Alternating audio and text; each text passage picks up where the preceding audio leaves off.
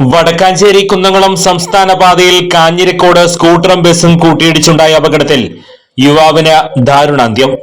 വെള്ളർക്കാട് സ്വദേശി 45 വയസ്സുള്ള വിബീഷാണ് മരിച്ചത്. ബുധനാഴ്ച ഉച്ചയ്ക്ക് 1 മണിയോടെയാണ് അപകടം. മറ്റൊരു കാറിനെ മറികടന്ന് വരുന്നതിനിടയിൽ സ്കൂട്ടർ ബസുമായി കൂട്ടിയിടിക്കുകയായിരുന്നു.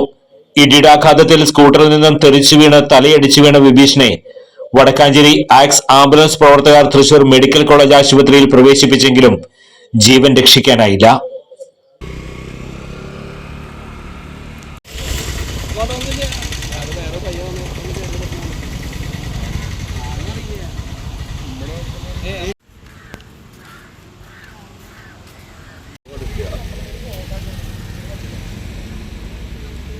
നമ്മൾ വണ്ടി ആൾക്കാരാ, അപ്പൊ നമ്മളെ മനസ്സിലാക്കിയിട്ട്